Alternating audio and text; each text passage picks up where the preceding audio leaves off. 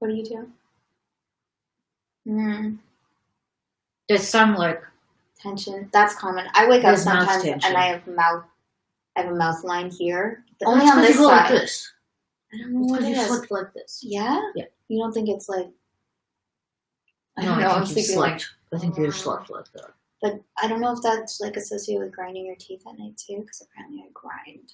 I'm stressed out. I grind. I don't know, but like clearly, a lot of times, like I've noticed my face has started to take the shape of this tendency or this expression. Yeah. Yeah. Yeah. I think jaw. I don't know. You're supposed to like. That's why I try to like massage the shit out of my face in the morning, because I hope that like I'm habituating it to a level of relaxation that I want. Really?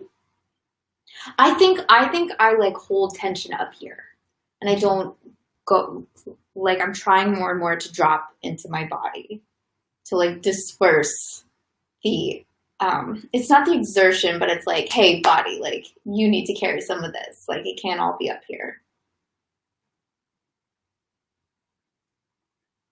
You don't appear to have a very tense face.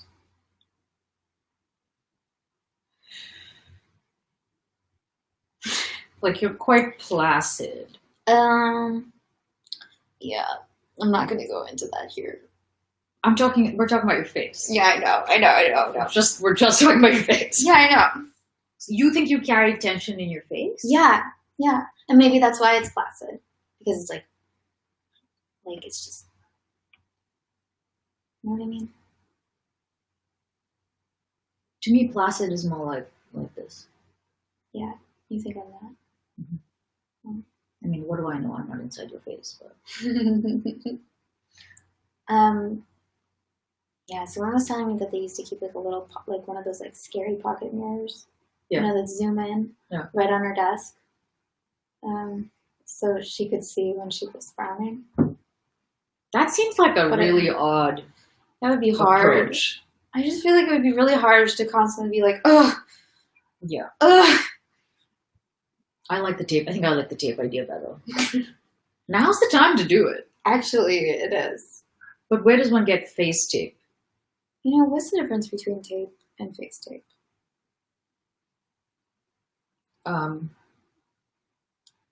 Like, do you need special? I think I'm generally kind of allergic to lots of tapes. Oh, okay. It's a weird allergy to have. Is it? Isn't it? How do you know that? Also, from being an actor. Oh, like tape. Oh, okay. Yeah, they always have a mic taped to you. Yeah, like on your skin. Yeah. Normally, it's not taped on your skin, but okay. I have. It's just because the things that I've always done. It's like either in winter or like so. It's seldom taped directly on me. Oh, it is certainly taped on quite often. Okay.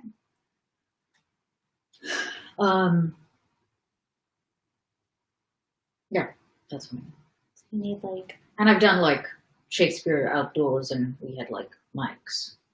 Right. So that was taped like every day for. So you need like a hypoallergenic tape. I need a dermatologist's recommended tape. Interesting. I'm sleepy. Yeah. Apparently. What do you mean? Like, if anything, the days shrink because no one really has deadlines anymore. And so everyone kind of does go into a hibernation. Apparently time does shift. Yeah, like, do you feel that? Do you feel like the days are shorter? I do feel like, oh, it's time to sleep again. Yeah. But I also feel like I have mixed feelings about it. Like I'm like, I've been completely useless today. Right. What did I do? Yeah. Just wasted a day.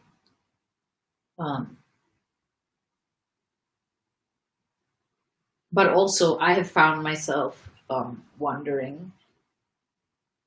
A couple of times I've like washed my face, not like for the live stream, but like a bit before it, and I've been like, is it too early to put my night stuff on?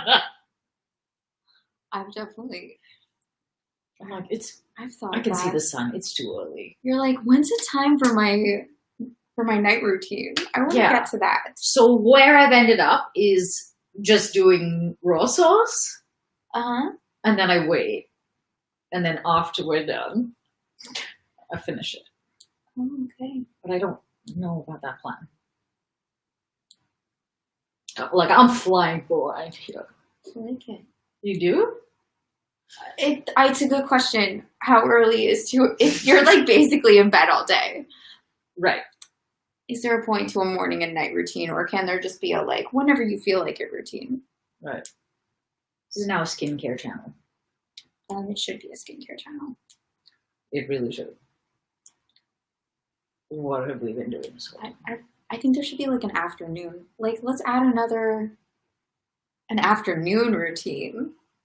Oh, you want more routines? I want more. I got that moisturizer from the Peach Slices. You did? I did. Do you like it? I haven't tried it yet, but I got it. Oh. It's great. Oh. I've reordered it. This is weird. I don't know why quarantine does not agree with my skin. The blackheads on my nose are going crazy. Are they? Are they though? No, they are. I mean, for me, I'm like, whoa, those are some dark little mothers. Yeah. They're really dark. I don't know. You would think that being inside, away from pollutants, would make it better. Would make all of our skin great. Like, the environment is changing. Things are getting cleaner. Dolphins have come back. They have? Yeah. They're back? They're back. They're like, hey guys! Dolphins. This is the second time they've come up on this too. Yeah. Yeah, I have no explanation for that. I don't feel like my skin has been that great or different. But there's a couple of times that I'm like, I don't need sunscreen. That's a good question too. Like in the past few days, I think I've gone out more with no sunscreen than I have in the preceding year. Just because you don't think you actually will go outside. I think cancer is in quarantine as well, like skin cancer, you know? Yeah, that's true. Yeah, I guess I just underestimate how much I'm going to be in the sun. Yeah. Overall. Totally. So, like, how bad could it really be? It's not great justification. No, I sympathize with that because I normally don't like putting on sunscreen. Mm-hmm. And so if there's a chance I will not go out in the sun, it's like, should I do that extra step? I think the answer is that you should. But I haven't been a lot. Plus, I'm still working my way through some sunscreens I don't love.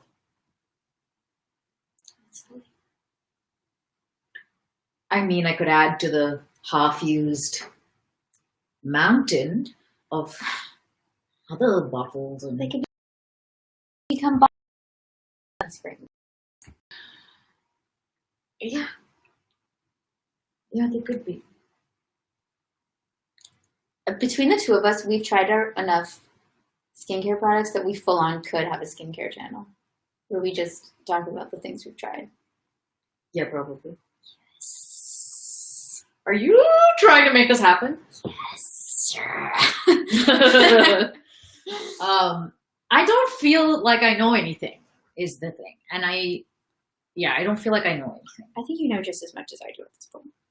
I don't think that that's true. I just pretend to know things. I don't. So I'm like, retinol is vitamin A. Well, that's about it. Yeah. And I know certain ingredients that are good for things. I have been wanting to get more of the niacinamide and something else into my I don't think niacinamide agrees with my skin. you don't think. The other like things that were in my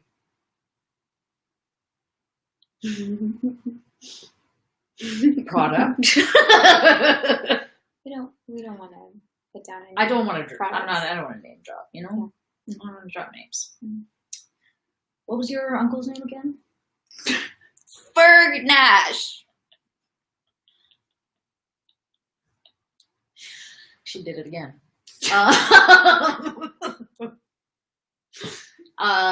Forget it. I don't remember what I was saying. There's niacinamide in it. Uh-huh. So apart from that Tretinoid. it doesn't end in noid, but I'm sure it's Oh, the it's same in thing. tretinool? I thought it was like tretinoin or something. Tretinoin. Okay. Something. I They're don't know. all, yeah, that's all. It sounds obviously very related, but Tretinol. No, tretinoin. Retinol, not tretinoil. See? I don't know anything. so you've learned a lot from this channel. Tretinoid. This I skincare believe that is a more intense form of retinol. I'm almost sure it is based on what happened with it. Yeah. What happened? Which is that my face fell off. It just, yeah. In a frown. It just came loose from me.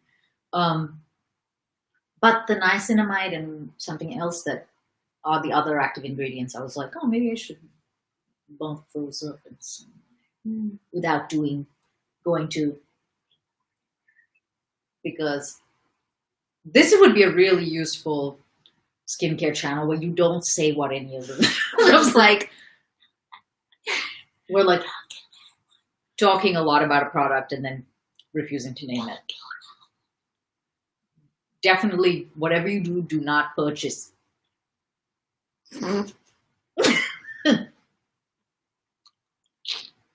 great. I would like that. It would be like a book with only punctuation. No, it'd just be a positive What? skincare channel. It wouldn't be putting down any products. It would just be saying the ones that we liked, and then the ones that we don't. You'd have to. If You'd anyone have thinks to this is a good guess idea. through omission what we do not like, right? Mm. Like, just assume that we've tried it and weren't fans. That's a lot of stuff. That's a lot of stuff. Especially if you go on like Yes Style, is it? Mm-hmm. That has like Love it. everything. I love it. Like it has makeup it has makeup stuff that I'm pretty sure makeup doesn't know about. They're like, what? When did we make that? Yeah, they've got makeup like lunch boxes. Yeah. I don't know, just a lot of stuff. And they're like, did we go into the? I didn't know we did moisturizers. That's not a good example because they do an excellent moisturizer. But I think it's because it ships from Korea, so they have way more. They have an expanded line there. You think? They have the full line. It's big. I thought it was like a 2-product line. I just thought it was the maple water. I thought that was it. Well, that's their like hero ingredient or whatever they call it. But Yeah, it is. I got more of that. of When what? my current toner runs out. You got more what? My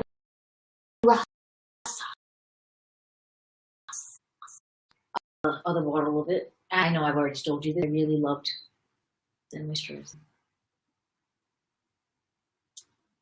It smelled like sweet, sweet granny. Ooh, wait, was that? No, that wasn't the rose. What was the thing that made you were like, That was rose. I think I like rose. The rose makeup? water.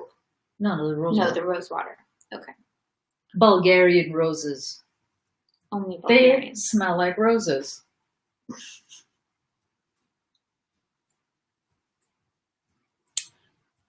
I think the makeup moisturizer is a bit expensive.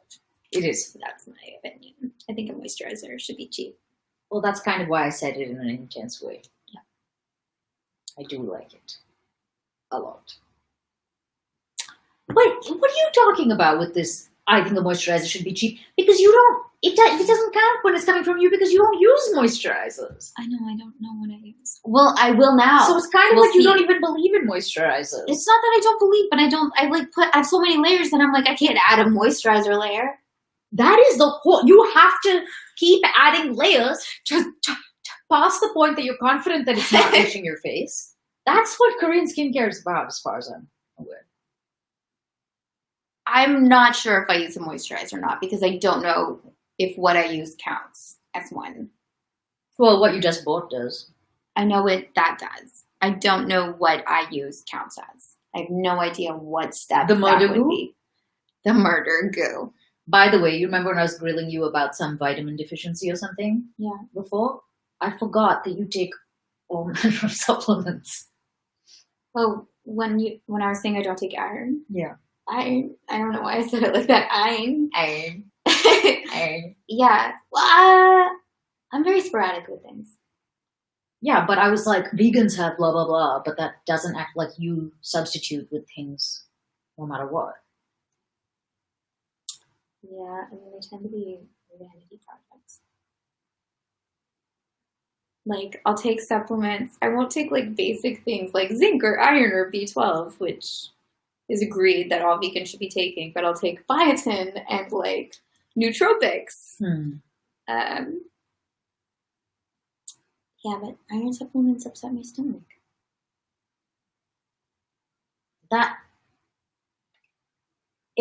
It's not just you. Mm-hmm. And I know some are better than others, and there's, like, a whole thing about, like, when to take them and none of them. You get burned too many times, and you're like, this isn't worth it. How many times have you been burned by iron supplements? Huh? Like, at least the last time I took it. Yeah, exactly.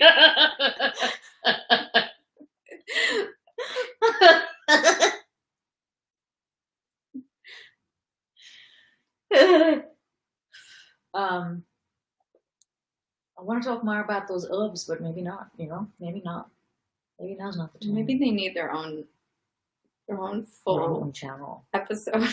I'm so into these herbs. Yeah. I'm so into these herbs, I can't see out of them. Have you noticed any like more additional? Do you continue to feel better and better? That I'm not sure of. Okay. Like it's definitely not down. It's either plateaued Mm-hmm. or it's incremental in a way that I'm not aware. I'm not really aware. But you felt instantly better. Pretty much.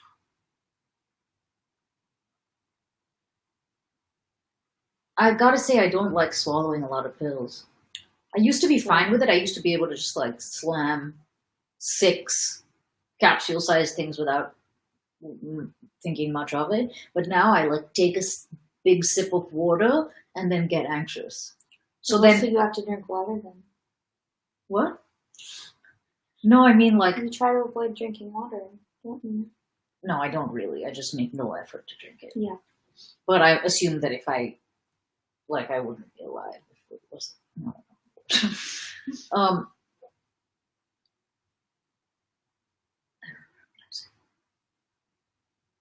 Do you have a problem taking all? Oh, so I put them in my mouth. I take the requisite amount of water to swallow them, and then I like panic. So I have to like hang out for like 7 seconds with them like and water in my so that my throat finally relax. You're taking a bunch at the same time? I used to, but I can't anymore. I think I do. No. I don't know how I do it. Do I do one at a time? You would notice it if you did it one at a time. I think. Because it would take forever. Yeah. I don't know what I did this morning. Yeah, I used to be fine with it. Yeah. And now I can't like relax Hmm. my freaking throat enough to just be like. So you're like this. I'm just. Everything's just like closed. Yeah. On account of anxiety. I get anxiety when I'm taking my medication for anxiety. What happens? I take sea moss for anxiety. Just kidding. I don't. I mean, I do take some. I mean, maybe it helps with anxiety. It seems to help with everything based on the website. That's the one of the things that it's like. Kind of apparently does. Immune system, thyroid. Thyroid. Which, I don't know why everyone's thyroid is out of whack. Can someone please explain that to me? Eric told me I needed to stop with the coffee. Oh, yeah. Not stop, but like Reduce. cut it in half at least because of its impact on my thyroid. Yeah. Have you done that? Yeah, I've made some progress. Oh, cool. Yeah. I don't just with reckless abandon and just like belligerence and impunity just make all the coffee. I And want to slam it. constantly be slamming coffee lately. Because it's like, You make it late in the day. Sometimes I'm like, I feel the and I'm like, oh wow. 4 o'clock. Living on Just the edge. going for it. School night. I have to time it. It's like, when will I have my second coffee? It's like, it's a special time for when it's second coffee time. But see, I drink 2 things in the morning. Usually 3. Yeah, like one after the other, right? Like, not even one after the other. I just like go, next, next, and then I'm like, No wonder. no wonder what. I don't know, that you need to ease off on the coffee. Yeah, probably. And I was very, very resistant because in my head, coffee's the only thing I've got left. Mm-hmm. From having like, being a person that used to patronize or used to consume a variety of different foods and substances. Yeah. It's been like, and less, and less, and less. And coffee was one of the things. Like, I can't go nuts on sugar, obviously. So the only drug I had, the only like addictive, problematic substance was coffee. And I had kind of made this decision in my mind, like, go for it, dude. Like, that's not a thing I'm ever gonna get all like. And now look at me. Oof. I don't know. So I was very whiny about it. I But think it's you can go through periods. Like, depending on what's going on in your life. You know?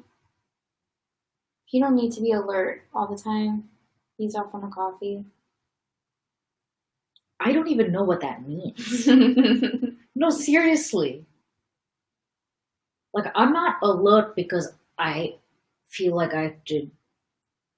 It's because I like to be awake. Mm-hmm. You know what I mean? It's not Yeah. because I'm like, oh, it's not. It's required of me or Right. something. I'm literally trying to think of what you could substitute, what other drug you could I know. partake in. And there's I'm like, nothing. yeah, I want you to have, like, yeah, you deserve something. Red Bull, no. Yeah, exactly. Speaking of which, Mhm, I took the Sunday scaries. mhm. I took their shot. I got it as like a, how they just throw Oh, yeah, stuff have in. you tried those? I did for the first time a And- couple of days ago. And what's it like? It tastes horrifying, Mm. and I think you particularly would dislike it. And because it's like sweet, it's just it's like infuriatingly sweet. Yeah, it's terrible tasting. Once again, we're reviewing a product that you don't know what it is. It's like an energy shot / CBD That's shot. contradictory. But that's like its whole thing. Is like all of the wake upness with none of the like. Yeah. And when I answered the phone from my trainer, I was like bouncing. Really? Yeah. And he was like, whoa, what just happened? And I was like, nothing. It's the music. And then he like put me through my fracking paces. Oh, this was yesterday. I don't know why Yeah. it feels like days ago. Okay, I have one of those. You Me do? too. Yeah, but I'm afraid to take it. I would be if I were you. What's in it? CBD and what else? I didn't read it. I just drank it. Because I was like, I'm out of Celsius, my go-to pre-workout beverage. I thought of the thing. I was trying to think of something that you could take. There's this weird company that keeps showing up on my Instagram called Kin. No, you haven't? How do I not know this? Kin. And it's supposed to be alcohol that is not alcohol. So it's like, it's good for you. What? If it's good for you. It's called Kin Euphorics. What? All bliss, no booze. What? The world's first euphorics. Think it's time for nights out to change? Cheers to that. Introducing a new kind of nightlife beverage for conscious connection. Crafted from ancient remedy and modern alchemy, euphorics offer an ingenious way to socialize and not one drop of alcohol. The future of revelry is in our hands. What? That requires a lot of research. Yeah, so it's supposed to be like full of aptogens or something. I always just assume it's full of aptogens. Adaptogens. No. Adaptogen. Aptogen. What's aptogen? I think it's what it's called. It sounds like it's missing something. The word sounds like, oh, you're right. Adaptogen. Aptogen. It sounds like part of the word fell out. What? This channel is really good for It's so good. showing my intelligence. Adaptogen. Thank you.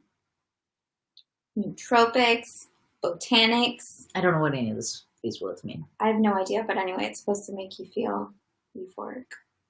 Let's do it. I think we should try. Why have you not ordered it? Because I'm like, should I really be spending my money No. on this? It's probably so expensive too. Yeah. On sparkling hibiscus little cans. I mean, Sparkling they're so hibiscus. cute. Look how cute it is. I need this. Right? I need it like Ishan needs things. No, I need to see you. Not been evaluated by the Food and Drug Administration. That's fine. They're overrated. Their validation is overrated. That's true. And we're on our phones. No, I was going to pull up the book. Because that's what we're all here for. Really. Yes, it is. We're in peace. So, what happened yesterday? What did happen?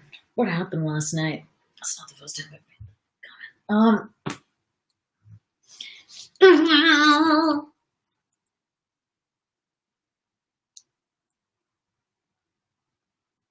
Dolokhov proposed to Sonia. Sonia said no. What's his face? Because she's in love with Nicholas, obviously.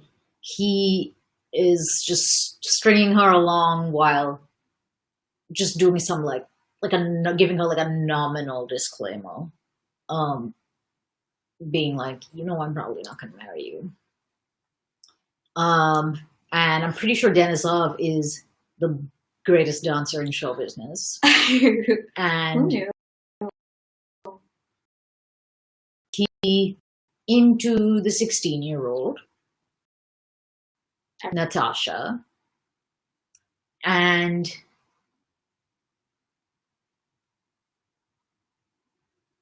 the little downy lip died. And what's his face? Prince Andrew came back. I'm doing such a rocking summary right now. You really are. Normally I just go blank. This is like A+ book report. Yeah, right? I want to see this book report that's like, and Prince Andrew. He's really skinny. He's back. And both his sister and his dad are like just devastatingly thrilled about that. They thought he was dead. but they were keeping it from that news that he was probably dead. They were keeping it from his pregnant wife, who clearly did not expect him back ever. And he turned up in the middle of labor with the doctor in tow, which seemed like the happiest of accidents. And she saw him, and it engendered some kind of strange look on her face that didn't leave her I was so hoping you were going to bring up the look. past death's door. What was the look? It was, what have you done to, it was like, what have you done to me? Why have you done this to me? I did nothing in the world I've to done deserve nothing. this. Why have you done this to me? Yeah. Yeah, she had a very confusing expression. But it was first described as joyful. Yeah. And then apparently even in death when they buried her, she had that look. Except her eyes were closed. So it was like,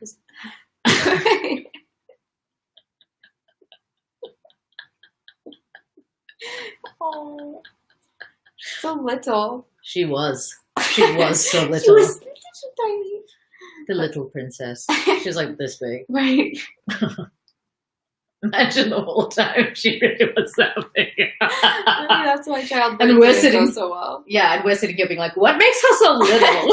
Literally. She's this big. Aw. What else? It's unclear whether war is seasonal to me. Yeah, because now it's the fall, and they're talking about going back. Yeah. Like, they've just had summer break. Rostov and Dolokhov are BFFs, by the way. Oh, heavily. Yeah. And then this was before the proposal, but I imagine they'll go back to being friends. Dolokhov is I think they're pissed. still friends.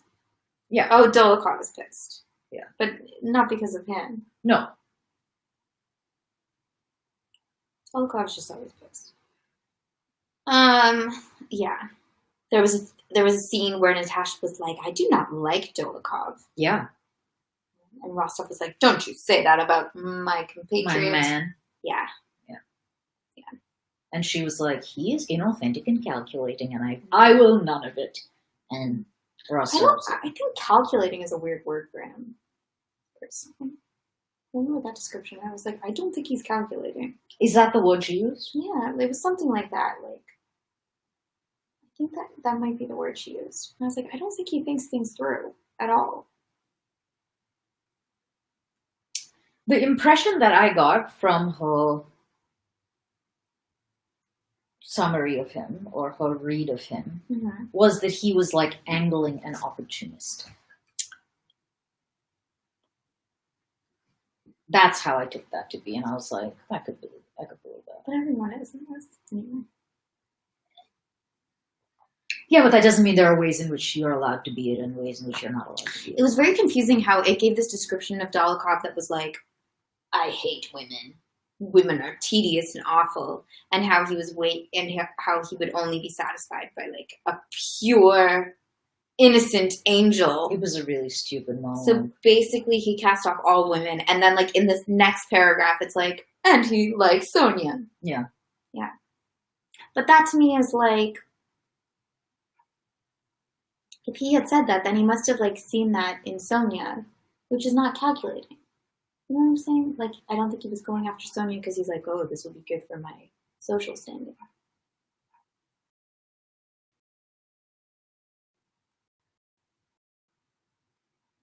I mean, I guess we don't really know why he's going after Sonia. Oh, he did. I think he liked her. I mean, that's very generous of you.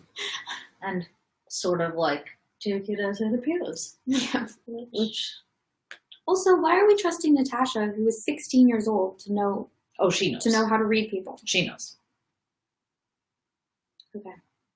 You don't think she knows? I just don't think she's been exposed to No. much. No. I don't think it makes sense that she Would. would be great at reading people. Right. But it feels to me still like she is somehow in the book, like Yeah. an authority. Do you know what I mean? Definitely. Like, from the beginning, as a 12-year-old, it was like, her. She's onto it. Yeah. So it feels like It feels like her opinion should strike us, like it should matter to us or something. Mhm. That's what it kind of feels like. I think that's accurate. So that's where we are. That is where we are. I wonder if we are. It's my mother and my nephew. We're on the internet.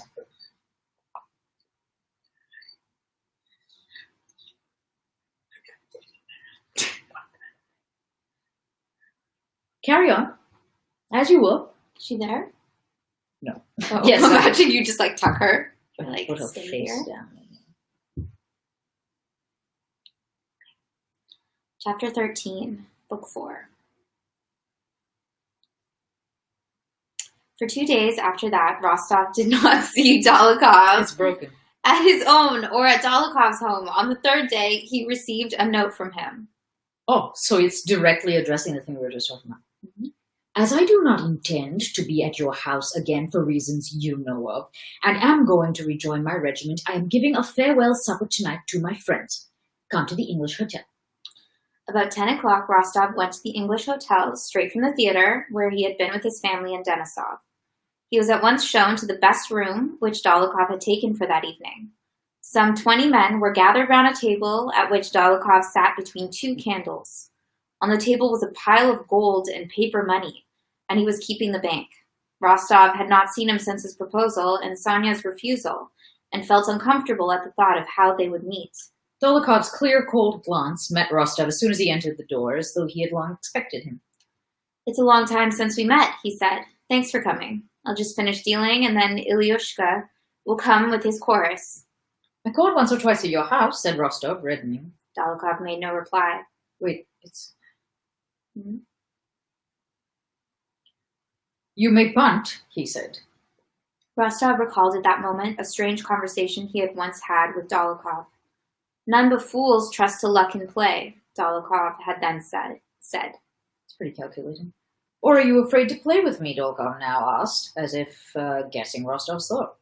Beneath his smile, Rostov saw in him the mood he had shown at the club dinner and at other times, when, as if tired of everyday life, he had felt a need to escape from it by some strange and usually cruel action. Rostov felt ill at ease. He tried, but failed, to find some joke with which to reply to Dolokhov's words. But before he had thought of anything, Dolokhov, looking straight at his face, said slowly and deliberately so that everyone could hear, Do you remember we had a talk about cards? He's a fool who trusts to luck. One should make certain. And I want to try. To try his luck or the certainty? Rostov asked himself. Well, you'd better not play, Dolokhov added, and springing a new pack of cards said, Bank, gentlemen. I've no idea what's happening. I have no idea either. Moving the money forward, he prepared to deal. Rostov sat down by his side and at first did not play. Dolokhov kept glancing at him. Why don't you play? He asked. And strange to say, Nicholas felt he could not help taking up a card, putting a small stake on it and beginning to play. I have no money with me, he said. I'll trust you. Rostov staked 5 rubles on a card and lost. Staked again and again lost. Dolokhov killed, that is, beat 10 cards of Rostov's running. Gentlemen, said Dolokhov after he had dealt for some time, please place your money on the cards or I may get muddled in the reckoning. One of the players said he hoped he might be trusted. Yes, you might, but I am afraid of getting the accounts mixed, so I ask you to put the money on your cards. Afterwards, so. The game continued. A waiter kept handing round champagne. All Rostov's cards were beaten, and he had 800 rubles scored up against him. He wrote 800 rubles on a card, but while the waiter filled his glass, he changed his mind and altered it to his usual stake of 20 rubles. Leave it, said Dolokhov, though he did not seem to even be looking at Rostov. You'll win it back all the sooner. I lose to the others, but win from you. Or are you afraid of me? He asked again. Rostov submitted. He let the 800 remain and laid down a 7 of hearts with a torn corner, which he had picked up from the floor. He well remembered that 7 afterwards. He laid down the 7 of hearts, on which, with a broken bit of chalk, he had written 800 rubles, in clear, upright figures. He emptied the glass of warm champagne that was handed to him, smiled at Dolokhov's words, and with a sinking heart, waiting for a 7 to turn up, gazed at Dolokhov's hands which held the pack. Much depended on Rostov's winning or losing on that 7 of hearts.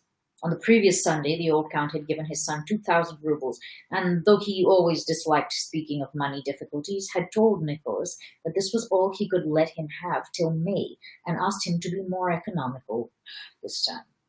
Nicholas had replied that it would be more than enough for him, and that he gave his word of honor not to take anything more till the spring. Now only 1,200 rubles was left of that money, so that this 7 of hearts meant for him not only the loss of 1,600 rubles, but the necessity of going back on his word. With a sinking heart, he watched Dolokhov's hands and thought, now then, make haste and let me have this card, and I'll take my cap and drive home to supper with Denisov, Natasha, and Sonia, and will certainly never touch a card again. At that moment, his home life, jokes with Petya, talks with Sonia, duets with Natasha, piquet, I don't know what that is, with his father, and even his comfortable bed in the house on the Povarskaya rose before him with such vividness, clearness, and charm that it seemed as if it were all a lost and unappreciated bliss long past. He could not conceive that a stupid chance letting the 7 be dealt to the right rather than to the left might deprive him of all this happiness, newly appreciated and newly illumined, and plunge him into the depths of unknown and undefined misery. It's a bit dramatic, isn't it? His happiness is not over if he loses the... Nicholas is a bit dramatic. Yeah, okay. That could not be, yet he awaited It also with... says he could not conceive. I don't know. That could not be, yet he awaited with a sinking heart the movement of Dolokhov's hands. Those broad reddish hands with hairy wrists... I told you everyone's hands were gross. With hairy wrists visible from under the shirt cuffs, laid down the pack and took up a glass and a pipe that were handed him. So you were not afraid to play to Dolokhov? And as if about to tell a good story, he put down the cards, leaned back in his chair, and began deliberately with a smile. Yes, gentlemen, I've been told there's a rumor going about Moscow that I'm a sharper. So, I advise you to be careful. Come now, deal, exclaimed Rostov. Oh, those Moscow gossips, said Dolokhov, and he took up the cards with a smile. Ah! Rostov almost screamed, lifting both hands to his head. The 7 he needed was lying uppermost, the first card in the pack. He had lost more than he could pay. Still, don't ruin yourself, said Dolokhov with a side glance at Rostov as he continued to deal. Oh. Okay. His dongle. I get very stressed and triggered by stories like this. Yeah? Yeah, that like slippery slope gamble. Oh, I don't know. I don't like it. Like, just stop. I don't like gambling. Is it's so horrendous and so. I don't know. Thank God I am not into gambling. I'm actually so grateful for that. Yeah. Legitimately. Because I try to develop every problem I possibly can into a full-blown... Right, there's your addiction. Yeah. All from the comfort of your own home, too. Oh, gambling. Oh, gambling. It's so insidious. The, like, mechanisms that are built into... You're like... Yeah. Ugh. I've been to Vegas twice, and I've never gambled. I think I might have pinged a slot machine once, literally, to be like, oh, we did it. Right. Or something like that. Yeah. I just don't want to be drawn in. I'm like, no, thank you. Nope, I'm not going there. Yeah. You're quite smart about stuff like this. Nope. I'm just really good at abstaining from things. Which is really helpful sometimes. Yeah. I'm not good at abstaining. Well, at least you've known that about gambling then. Oh, thank God. Oh, gives me anxiety literally just thinking about it. Chapter 14. An hour and a half later, most of the players... What happened to us. I don't know. We lost our It's broken. synchronicity. Yeah. We lost our in sync. We lost our NSYNC. Do you think it's spelled with an H too? For the Sync. sixth member. Oh, right. Horatio. Harry. Okay. An hour and a half It'd later, be so great if there was a sixth member and just in all the photos, like, it's just he's slightly like, out of frame. he's off. They cut him out. Oh, Oh. like that Beatle who got kicked out of the band. The drummer. Was he kicked out or did he leave? I think he was kicked out. He left. I think he's like, best thing that ever happened to me. He is. Yeah, because what else are you going to say?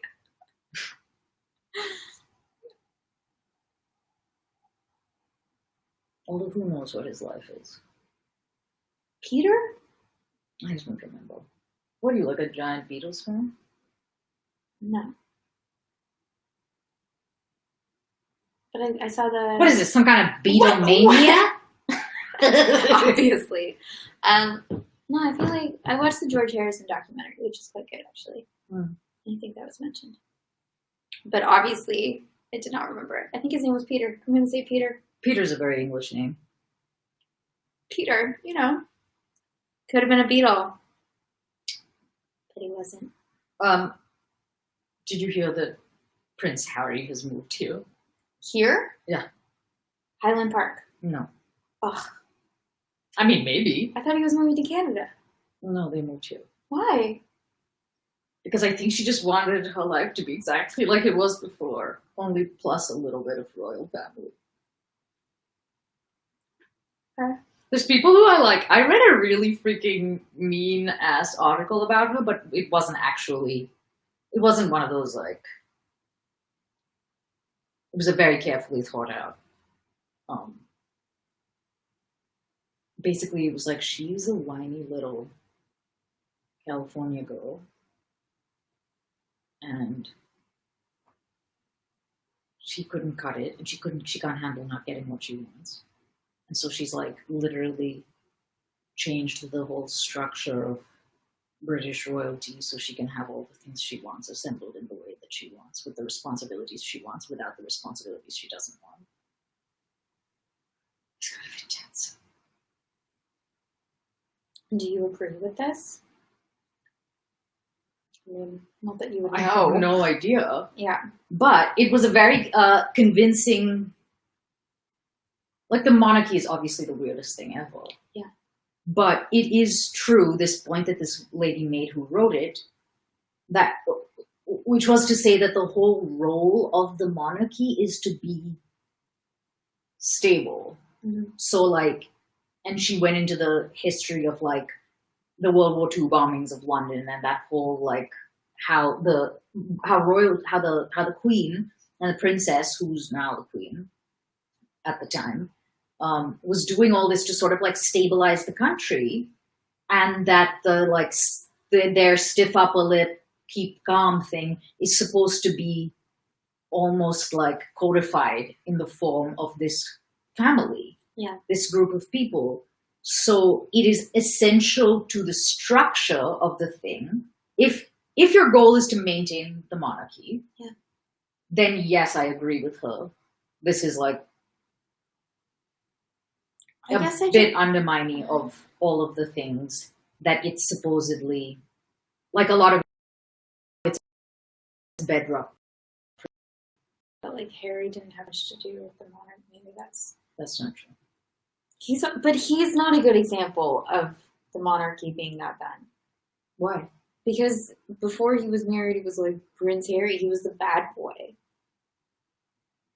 Yeah, but he never left the Didn't family. he have like a swastika thing on some piece of clothing at some event?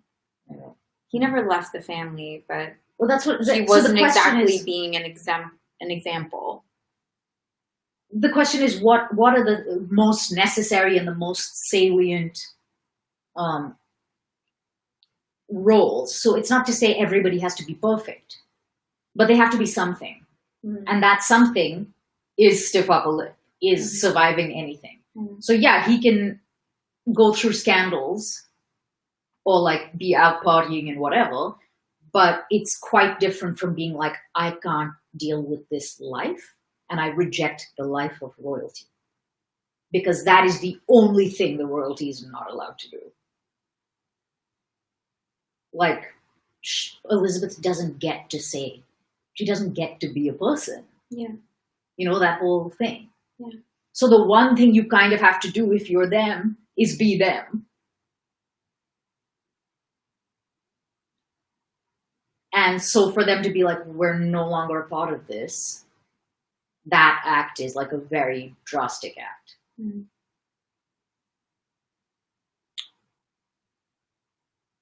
So I do think it like eats away at the foundation of the thing, but no comment on whether the thing requires or deserves upkeep.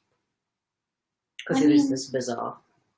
I don't know. This is, for me, it doesn't seem like that these kinds of things have happened before.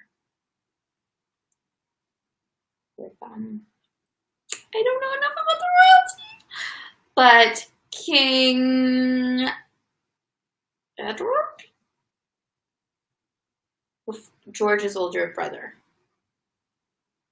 You know what I'm talking People about? have been like removed and like excommunicated. He from the excommunicated himself. Yeah, they're not doing that. No, I know, but I'm saying like I don't like that was so much more dramatic. I don't know, and I'm not suggesting that this is more dramatic. Right. But out is out. Out of the family is out of the family. They're literally There's a like, clarity we're in that. gone. We're not part of this anymore. No, they're not. They're like, we're kind of are and we're kind of not. We get to use the terms. They've like copyrighted Sussex royalty or whatever. Like, yeah, they're trying. They want both, Right. and that is partly the issue. Yeah. Because you don't get to like do it however you feel like doing it.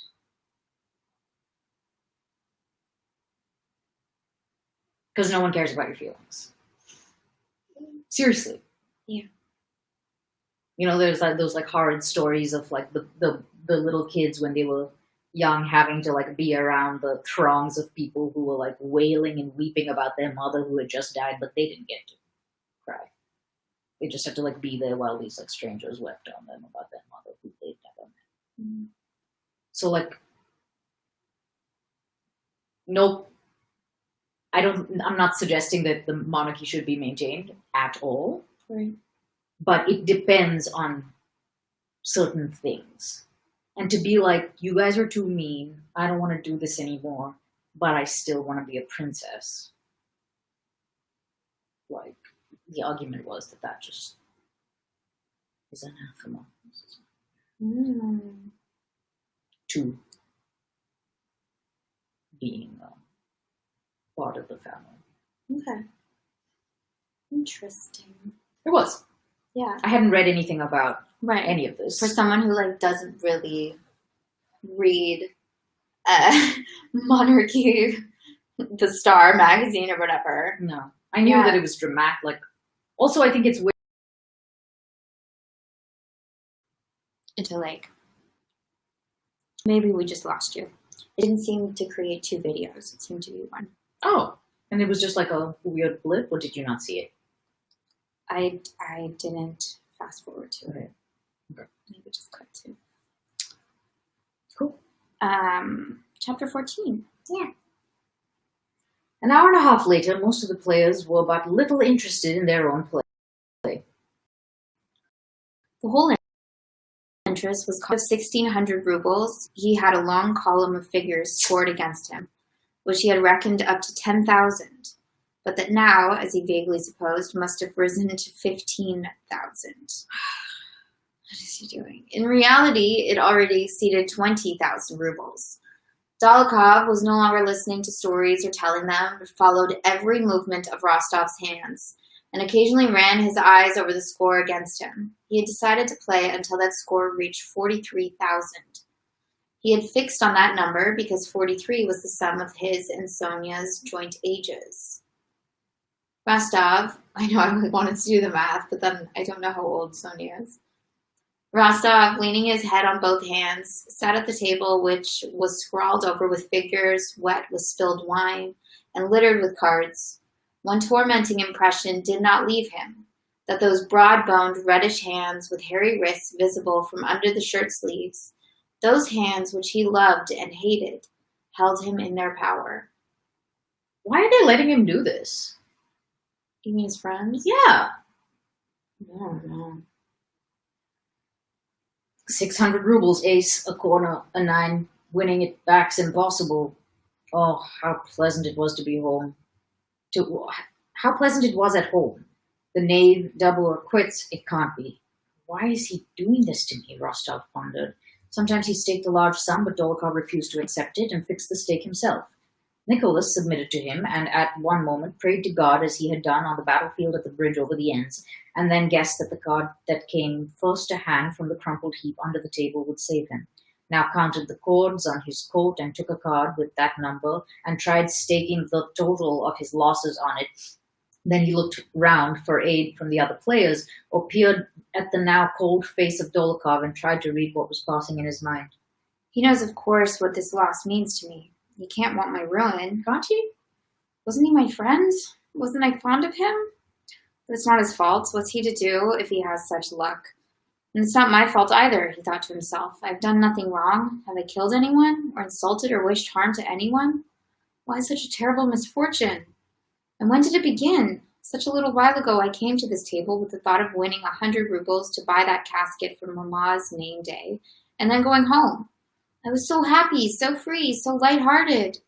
And I did not realize how happy I was. When did that end? And when did this new terrible state of things begin? What marked the change? I sat all the time in the same place at this table, chose and placed cards, and watched those broad-boned, agile hands in the same way. When did it happen, and what has happened? I am well and strong, and still the same, and in the same place. No, it can't be. Surely it will all end in nothing. He was flushed and bathed in perspiration, though the room was not hot. His face was terrible and piteous to see his helpless efforts to seem calm. The score against him reached the fateful sum of 43,000. Rostov had just prepared a card, by bending the corner of which he meant to double the 3,000 just put down to his score, when Dolokhov, slamming down the pack of cards, put it aside and began rapidly adding up the total of Rostov's debt, breaking the chalk as he marked the figures in his clear, bold hand. Supper! It's time for supper, and here are the gypsies! Some swarthy men and women were really entering from the cold outside, saying something in their gypsy accents. Nicholas understood it was all over, but he said in an indifferent tone, Well, won't you go on?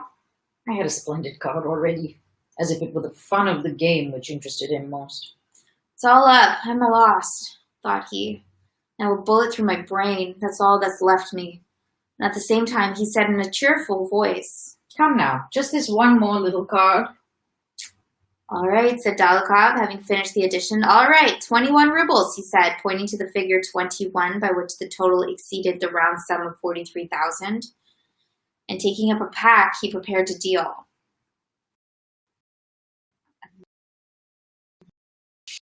He unbent the corner of his card, and instead of the 6,000 he had intended, carefully wrote 21. I want to scream. I don't like It's all the same any to me. situation of this. This is horrible. It's all the same to me. I only want to see whether you will let me win this 10 or beat it. Dolokhov began to deal seriously. Oh, how Rostov detested at that moment those hands with their short reddish fingers and hairy wrists which held him in their power. The 10 fell to him.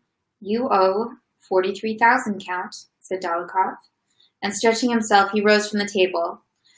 One does get tired sitting so long, he added. Yes, I'm tired too, said Rostov. Dolokhov cut him short, as if to remind him that it was not for him to jest.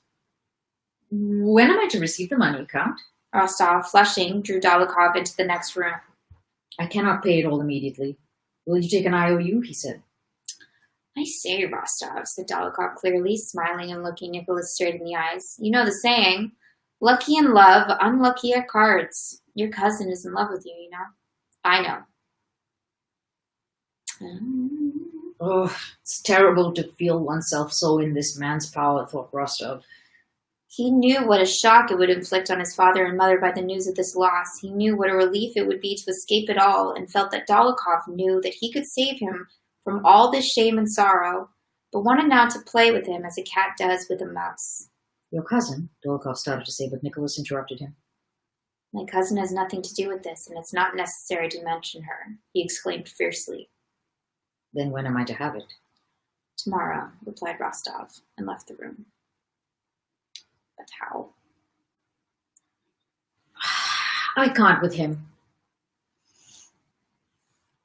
He has this stupid manner of like, oh, he did the same thing. I know. He was like, but how could this how happen did I get to here? me? I I was was so happy. I was so happy I was at home and things were nice. Now I'm here. What's happening? It can't be my fault, but whose fault is it? What is he, donkey? Certainly not my fault, but if it isn't my fault, and it isn't his fault, and it isn't their fault.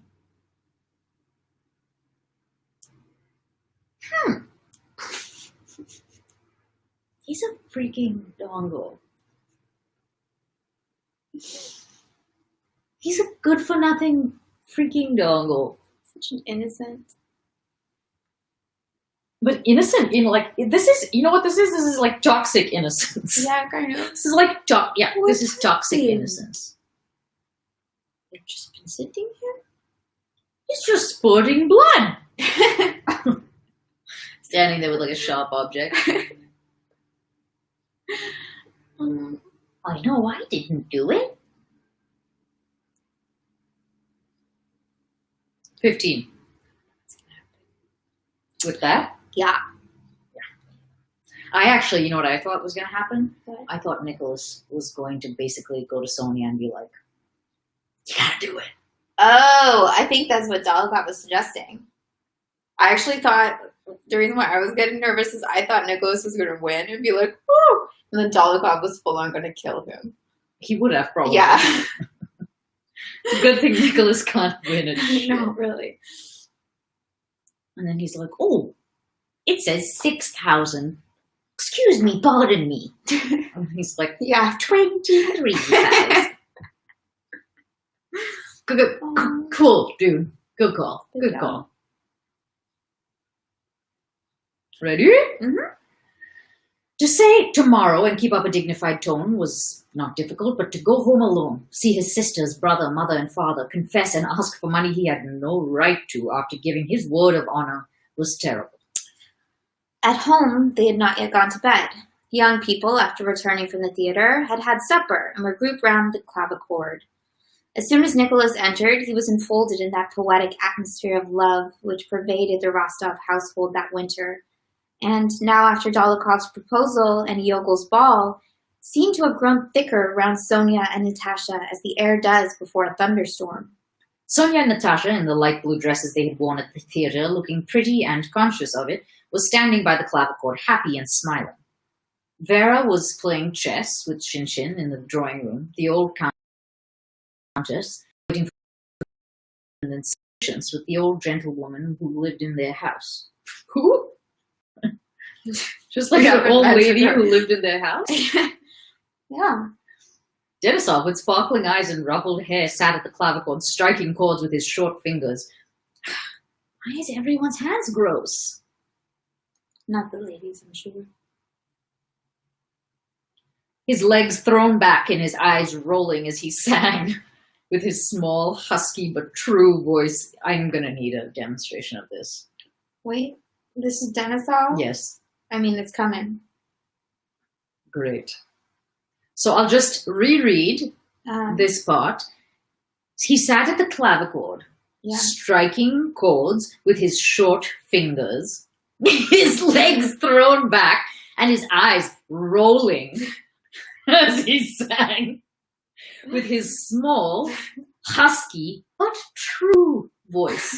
Some verses called Enchantress, which he had composed, and to which he was trying to fit music. Wait, and you're passing it off to me. Wait, husky, small, and true. Husky. So he's like, I'm not gonna do the legs. I don't know. What are they thrown back? Maybe under the husky. Still music. Enchantress. I don't know how true that is. I think we want to up the true, smaller and truer. Enchantress. Is it like that? Like, is it more like Enchantress, set your life and save your life? That would be so awkward if that's what he was doing in the living room. What magic powers this because we still. And don't forget his eyes are rolling. Ooh, let's find somewhere this one found. What is this?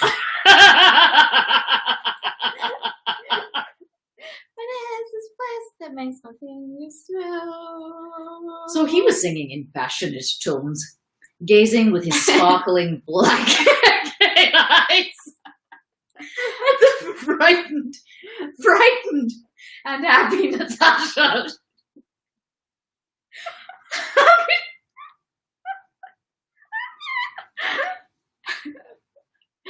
What's frightened and happy?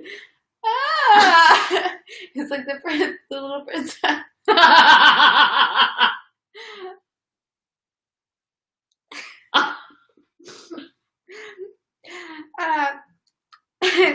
Splendid! Excellent! Exclaimed Natasha. Another verse, she said, without noticing Nicholas. Everything's still the same with them, thought Nicholas. Yes, because they didn't fucking gamble away 60,000, whatever. That's why it's still the same with them. Because they failed to gamble away everything. Yeah. Everything was still the same with them, thought Nicholas, glancing into the drawing room where he saw Vera and his mother with the old lady. What are you giggling about? Why is there an old lady? She lived in the house. She a boarder? What is this? Yeah, it's not explained. She's a gentlewoman. And here's Nicholas, cried Natasha, running up to him. Is Papa at home? He asked. I'm so glad you've come, said Natasha, without answering him. We are enjoying ourselves. Vasily Dmitrich is staying a day longer for my sake. Did you know? No, Papa is not back yet, added Sonia. Nicholas, have you come? Come here, dear, called the old countess from the drawing room. Nicholas went to her, kissed her hand, and sitting down silently at her table, began to watch her hands arranging the cards. I wonder if he's going to go into PTSD. He's like, no! A2, Mama! From the dancing room, they still heard the laughter and merry voices trying to persuade Natasha to sing. She requires persuasion. All white, shouted Denisov. It's no good making excuses now. It's your turn to sing the Bakawala. I entreat you. The Countess glanced at her silent son. Why does no one make fun of Denisov? Because he's such a good man. He's so good, but like no one's like brings it up. Would you make fun of your friend who had a speech impediment? Like, no, I wouldn't. I just think it's interesting they chose to make this character have this, and then everyone's. You're right. I'm insensitive. Okay. No, I mean like that. I think you're expecting that. Like I don't think you would either. I wouldn't talk about it, but if I was Natasha, I'd be like, we may get there yet. Right. She seems enchanted by him. We may get to the scene where she's like, oh, Vasily, what's his name? Vasily Dmitrich. Then who is Denisov? These names are so confusing. She might be like, you are delightful. But I don't know if you noticed this. You seem to have trouble with the letter R. I hope there's a scene like I feel that. like and he's like, really? Really?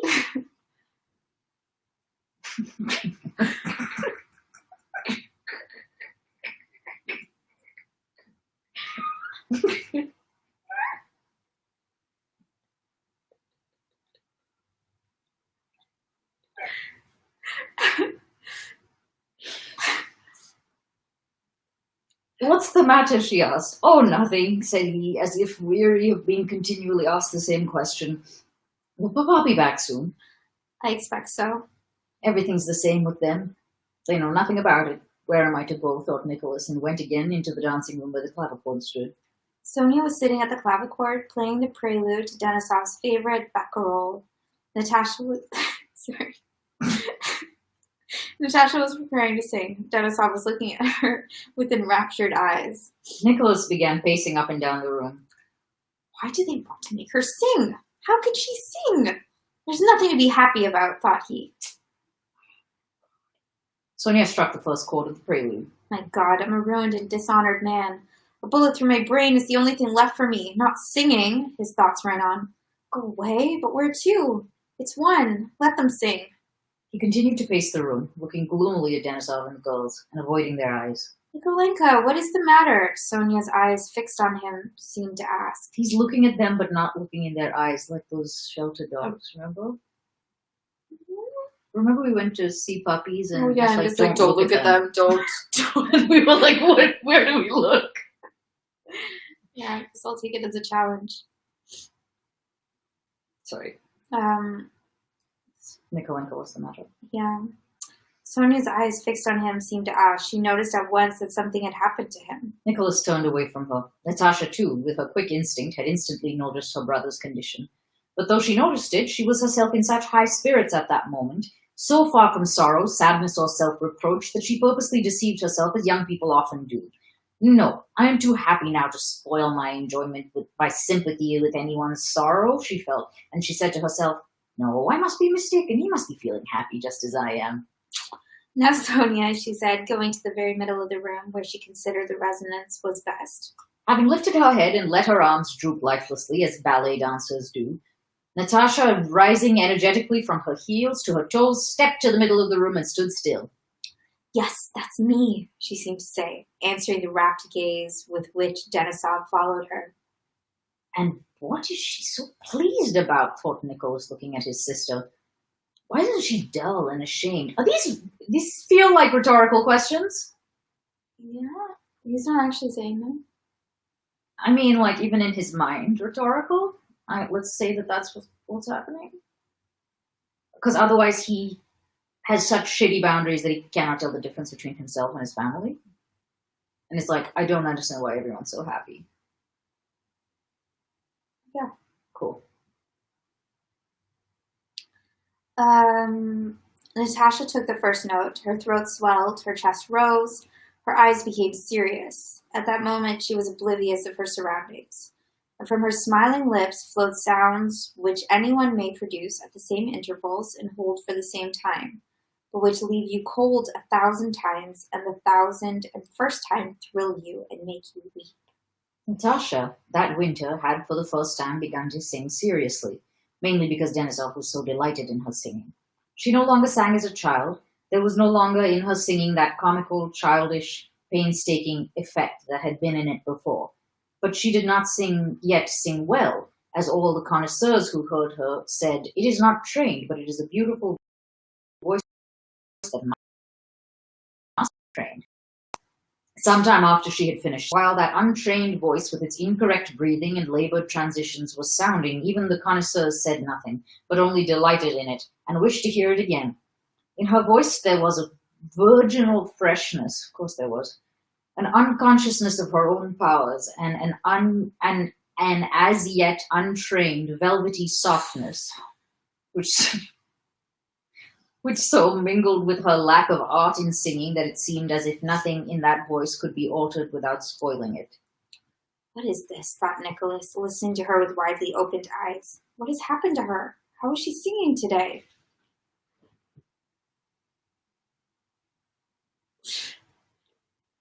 Okay. And suddenly the whole world centered for him on anticipation of the Who's next you? note. Or me. Somebody said you should sing your next song cover in a husky singing voice. Cool. I'll do that. In that same one? It was a good one?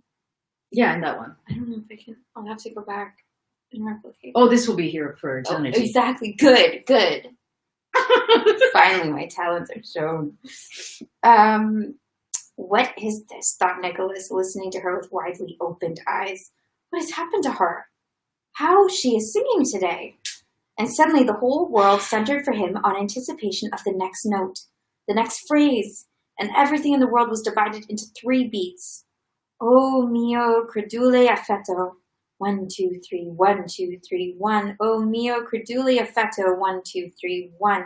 Oh, this senseless life of ours, thought Nicholas. All this misery and money and Dolokhov and anger and honor, it's all nonsense. But this is real.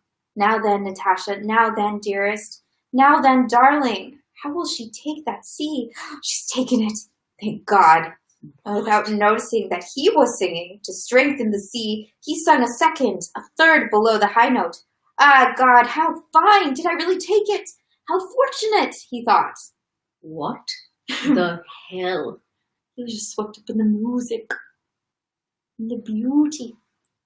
Oh, how that chord vibrated, and how moved was something that was finest in Rostov's soul. And this something was apart from everything else in the world and above everything in the world. What are losses and Dolokhov and words of honor? All nonsense. One might kill and rob and yet be happy. I can't tell if he's come unglued. He's just like... If the spring has just sprung. I think it was a lofty sky moment. Yeah, I thought that too. Yeah. Suddenly, he knew what was important. It was that sea. Have I taken it?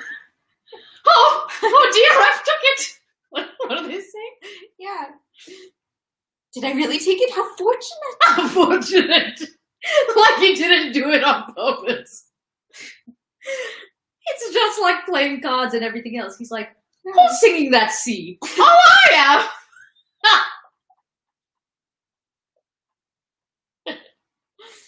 Oh.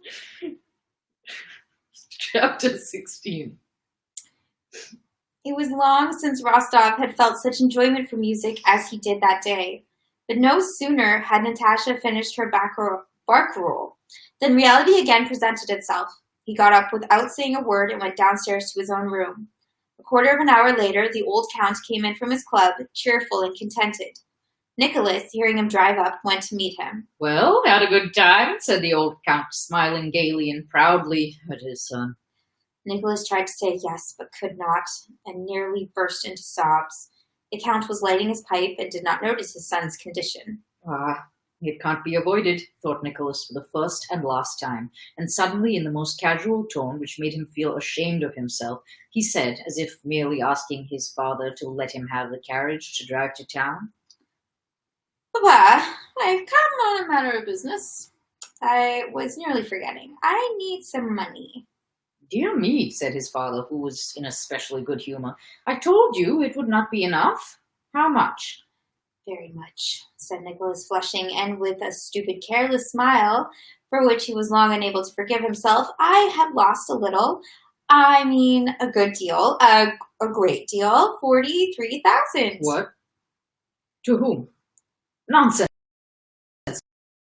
cried such with neck and nape as people do. I promise to pay tomorrow, said Nicholas. Well, said the old count, spreading out his arms and sinking helplessly on the sofa. It can't be helped. It happens to everyone, said the son with a bold, free, and easy tone. What? While in his soul, he regarded himself as a worthless scoundrel whose whole life could not atone for his crime. He longed to kiss his father's hands and kneel to beg his forgiveness, but said in a careless and even rude voice that it happens to everyone. The old count cast down his eyes on hearing his son's words and began bustlingly searching for something. Yes, he muttered. It will be difficult, I fear, difficult to raise. Happens to everybody. Yes. Who has not done it? With a furtive glance at his son's face, the count went out of the room. Nicholas had been prepared for resistance, but had not at all expected this. Papa? Papa! Pa! What is that? Pa! He called after him, sobbing. Forgive me. And seizing his father's hand, he pressed it to his lips and burst into tears. Thank God.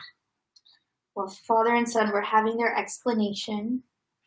The mother and daughter were having one not less important. Natasha came running to her mother, excited. Mama, he has made me... What? Made me an offer. Mama! Mama! She exclaimed. The countess did... Oh my God, are we going to get this scene? No.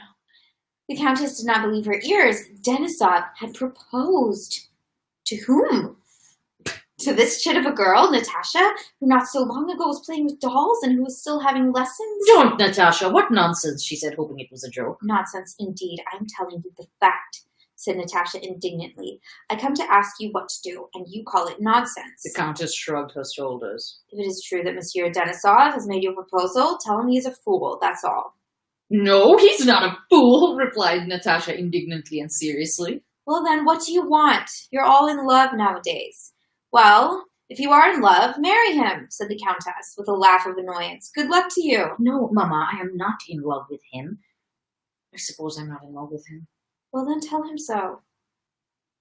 Mama, are you cross? Don't be cross, dear. Is it my fault?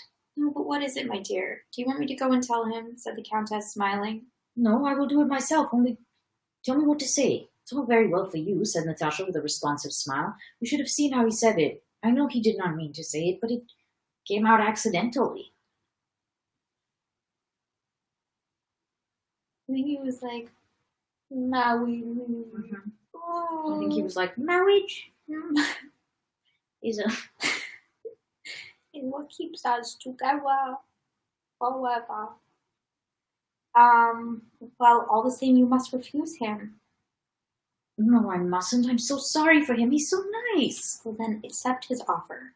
It's high time for you to be married, answered the countess sharply and sarcastically. No, Mama, but I'm so sorry for him. I don't know how I'm going to say it. And there's nothing for you to say. I shall speak to him myself, said the countess, indignant that they should have dared to treat this little Natasha as grown up. No, not on any account. I will tell him myself, and you listen at the door. And Natasha ran across the drawing room to the dancing hall where Denisov was sitting on the same chair by the clavichord with his face in his hands. Aww. He jumped up at the sound of her light step. Natalie, he said, moving with rapid steps towards her. Decide my fate. It is in your hands. Vasily Dmitrievich, I'm so sorry for you, but you are so nice. But it won't do. Not that, but as a friend, I shall always love you. Denisov bent over her hand and she heard strange sounds she did not understand. She kissed his rough, curly black head. At this instant, they heard the quick rustle of the countess's dress. She came up to them. Vasily Dmitrievich, I thank you for the honor, she said with an embarrassed voice, though it sounded severe to Denisov. But my daughter is so young, and I thought that as my son's friend, you would have addressed yourself first to me. In that case, you would not have obliged me to give this refusal. Countess, said Denisov with downcast eyes and guilty face. He tried to say more, but faltered. Natasha could not remain calm, seeing him in such a plight. She began to sob aloud. Countess, I have done wrong, Denisov went on in an unsteady voice. But believe me, I so adore your daughter and all your family that I would give my life twice over. He looked at the countess and seeing her severe face said, Well, goodbye, Countess. And kissing her hand, he left the room with quick, resolute strides. Denisov off. He did not wish to stay another day in Moscow. All Denisov's Moscow friends gave him a farewell entertainment at the Gypsies, with the result that he had no recollection of how he was put in the sleigh or of the first 3 stages of his journey. After Denisov's departure, Rostov spent another fortnight in Moscow, without going out of the house, waiting for the money his father could not at once raise, and he spent most of his time in the girls' room. Sonia was more tender and devoted to him than ever. It was as if she wanted to show him that his losses were an achievement that made her love him all the more. But Nicholas now considered himself unworthy of her. He filled the girls' albums with verses and music, and having at last sent Dolokhov the whole 43,000 rubles and received his receipt, he left at the end of November without taking leave of any of his acquaintances to overtake his regiment, which was already in Poland. Ooh. End of book 4. Book 5? Are we already there? Every time I blink, it's like a new book.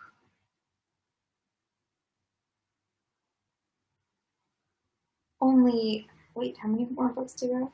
Wait.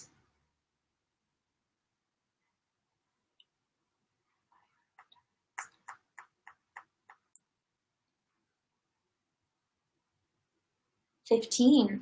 15 more. No, there's 15 total.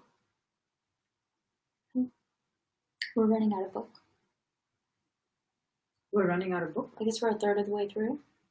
Yeah, I don't think that's exact. We're a third of the way through the chapters, yes. Right, and then there's epilogues. I mean, right, but also like it depends on how long the chapters are and stuff. My thing tells me we're 29% of the way through. Okay. For whatever that's worth. Do you want to keep going or end here? I think we should keep going. Okay. What do you think? Yes. I mean, it's kind of messy to start a book like this, but we've done it before. We did it last time. Yeah. Chapter 1. After his interview with his wife, Pierre left for Petersburg. At the Torzhok post station, either there were no horses or the postmaster would not supply them. Pierre was obliged to wait. Without undressing, he lay down on the leather sofa in front of a round table, put his big feet in their overboots on the table, and began to reflect. Will you have the portmanteaus brought in, and a bed got ready, and tea? Asked his valet. Pierre gave no answer, for he neither heard nor saw anything. He had begun to think of the last station, and was still pondering on the same question, one so important that he took no notice of what went on around him. Not only was he indifferent as to whether he got to Petersburg earlier or later, or whether he secured accommodation at the station, but compared to the thoughts that now occupied him, it was a matter of indifference, whether he remained there for a few hours or for the rest of his life. Jesus. The postmaster, his wife, the valet, and a peasant woman selling Torzhok embroidery came into the room offering their services. Without changing his careless attitude, Pierre looked at them over his spectacles, unable to understand what they wanted or how they could go on living without having solved the problems that had so absorbed him. He had been engrossed by the same thoughts ever since the day he returned from Sokolniki after the duel and had spent that first agonizing sleepless night. But now, in the solitude of the journey, they seized him with no matter what he thought about, he always returned to these same questions which he could not solve and yet could not cease to ask himself. It was as if the thread of the chief screw which held his life together was stripped, so that the screw could not get in or out, but went on turning uselessly in the same place. The postmaster came in and began obsequiously to beg His Excellency to wait only 2 hours, when, come what might, he would let His Excellency have the courier horses. It was plain that he was lying and only wanted to get more money from the traveler. Is this good or bad? Pierre asked himself. It is good for me, bad for another traveler, and for himself it's unavoidable because he needs money for food. The man said an officer had once given him a thrashing for letting a private traveler have the courier horses, but the officer thrashed him because he had to get on as quickly as possible. And I, continued Pierre, shot Dolokhov because I considered myself injured, and Louis XVI was executed because they considered him a criminal, and a year later they executed those who executed him, also for some reason. What is bad? What is good? What should one love and what hate? What does one live for and what am I? What is life and what is death? What power governs all? There was no answer to any of these questions. Oh, come now. One logical answer and not all a reply to them. The answer was, you'll die and all will die. All will end. Sorry. You will die and all will die. You'll die and all will end. You'll die and know all or cease asking. But dying was also dreadful. The Torzhok peddler woman, in a whining voice, went on offering her wares, especially a pair of goatskin slippers. I have hundreds of rubles I don't know what to do with, and she stands in her tattered cloak looking timidly at me, he thought. And what does she want the money for? As if that money could add a hair's breadth to happiness or peace of mind. Can anything in the world make her or me less a prey to evil and death? Death which ends all and must come today or tomorrow, at any rate in an instant as compared with eternity. And again, he twisted the screw with the stripped thread, and again it turned uselessly in the same place. The servant handed him a half-cut shovel in the form of letters by Madame de Souza. He began reading about the sufferings and virtuous struggles of a certain Emilie de Mansfield. And why did she resist her seducer when she loved him, he thought. God could not have put into her heart an impulse that was against his will. My wife, as she once was, did not struggle, and perhaps she was right. Nothing has been found out, nothing discovered, Pierre again said to himself. All we can know is that we know nothing, and that's the height of human wisdom. Everything within and around him seemed confused, senseless, and repellent. Yet in this very repugnance to all his circumstances, Pierre found a kind of tantalizing satisfaction. I make bold to ask your excellency to move a little for this gentleman, said the postmaster, entering the room followed by another traveller, also detained for lack of horses. The newcomer was a short, large-boned, yellow-faced, wrinkled old man with grey, bushy eyebrows overhanging bright eyes of an indefinite greyish colour. Pierre took his feet off the table, stood up, and lay down on a bed that had been got ready for him, glancing now and then at the newcomer who, with a gloomy and tired face, was warily taking off his wraps with the aid of his servant, and not looking at Pierre. With a pair of felt boots on his thin, bony legs, and keeping on a worn, nankeen-covered sheepskin coat, the traveller sat down on the sofa, leaned back his big head with its broad temples and close-cropped hair, and looked at Bezhukov. The stern, shrewd, and penetrating expression of that look struck Pierre. He felt a wish to speak to the stranger. But by the time he had made up his mind to ask him a question about the roads, the traveller had closed his eyes. His shriveled old hands were folded, and on the finger of one of them, Pierre noticed a large cast-iron ring with a seal representing a death's head. The stranger sat without stirring, either resting or, as it seemed to Pierre, sunk in profound and calm meditation. The servant was also a yellow, wrinkled old man, without beard or mustache, evidently not because he was shaven, but because they had never grown. This active old servant was unpacking the traveller's canteen and preparing tea. He brought in a boiling samovar. Then everything was ready. The stranger opened his eyes, moved to the table, filled a tumbler with tea for himself, and one for the beardless old man to whom he passed it. Pierre began to feel a sense of uneasiness and the need, even the inevitability, of entering into conversation with this stranger. The servant brought back his tumbler turned upside down, with an unfinished bit of nibbled sugar, and asked if anything more would be wanted. No, give me the book, said the stranger. The servant handed him a book which Pierre took to be a devotional work, and the traveller became absorbed in it. Pierre looked at him. All at once the stranger closed the book, putting in a marker, and again, leaning with his arms on the back of the sofa, sat in his former position with his eyes shut. Pierre looked at him and had not time to turn away when the old man, opening his eyes, fixed his steady and severe gaze straight on Pierre's face. Pierre felt confused and wished to avoid that look, but the bright old eyes attracted him irresistibly.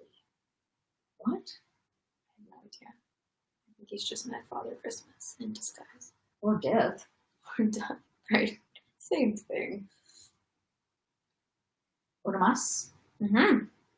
True! I have the pleasure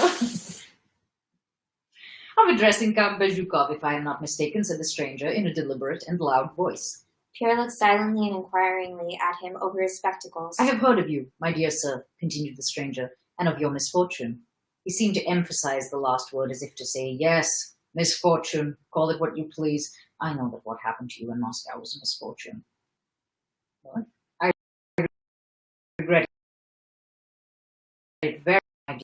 Putting his legs down from the bed, forward toward the old man with a forced and timid smile. I have not referred to this out of curiosity, my dear sir, but for greater reasons. He paused, his gaze still on Pierre, and moved aside on the sofa by way of inviting the other to take a seat beside him. Pierre felt reluctant to enter into conversation with this old man, but submitting to him involuntarily, came up and sat down beside him. You are unhappy, my dear sir, the stranger continued. You are young and I am old. I should like to help you as far as lies in my power. Oh, yes, said Pierre with a forced smile. I am very grateful to you.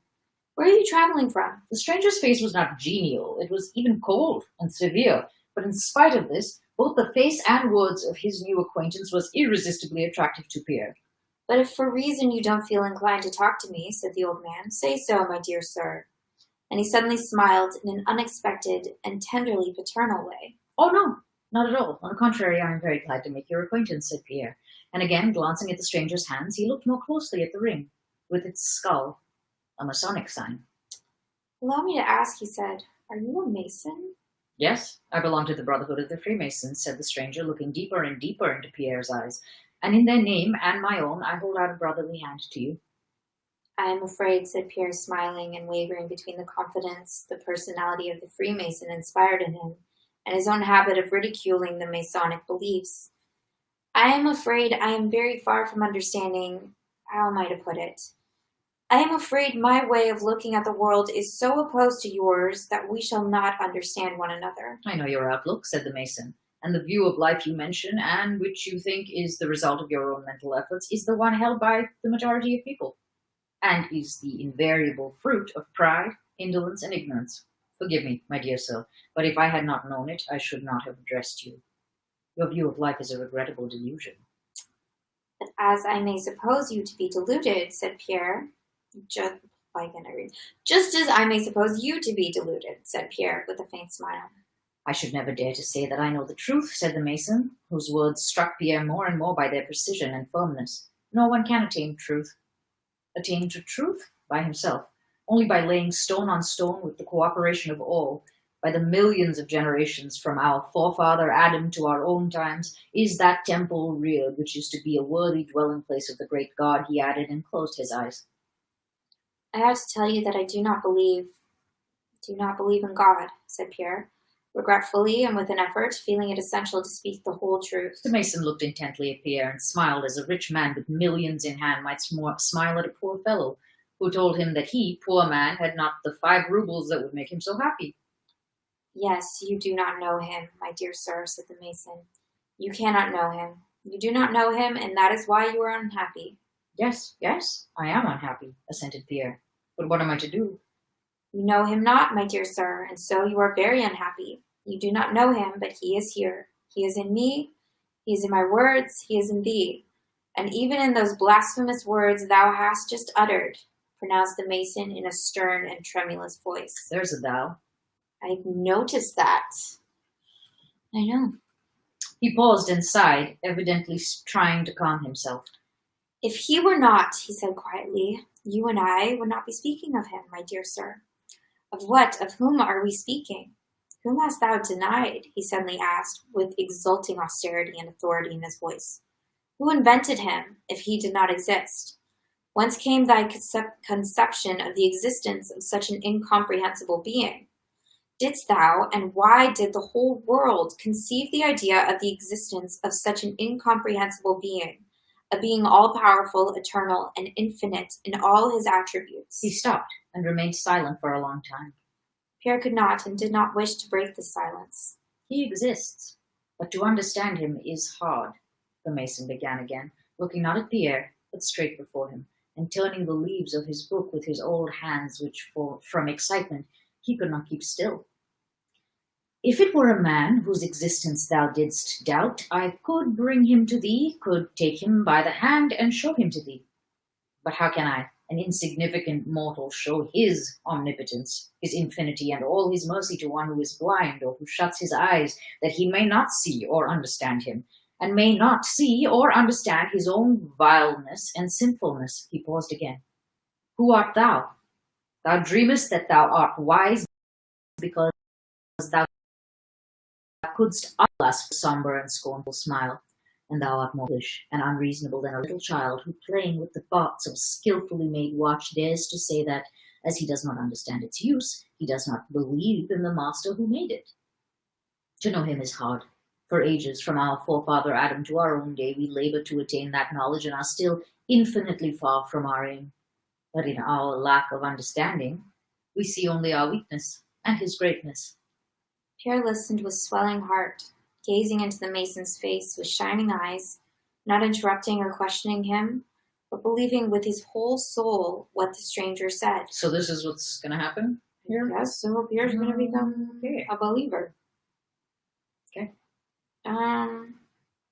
Whether he accepted the wise reasoning contained in the Mason's words, or believed as a child believes in the speaker's tone of conviction and earnestness, or the tremor of the speaker's voice, which sometimes almost broke, Or those brilliant aged eyes grown old in this conviction, or the calm firmness and certainty of his vocation, which radiated from his whole being, and which struck Pierre especially by contrast with his own dejection and hopelessness.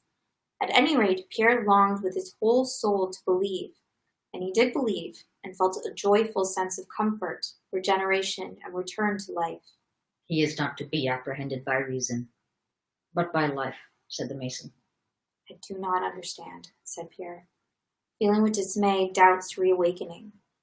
He was afraid of any want of clearness, any weakness in the mason's arguments. He dreaded not to be able to believe in him. I don't understand, he said, how it is that the mind of man cannot attain the knowledge of which you speak. The mason smiled with his gentle fatherly smile.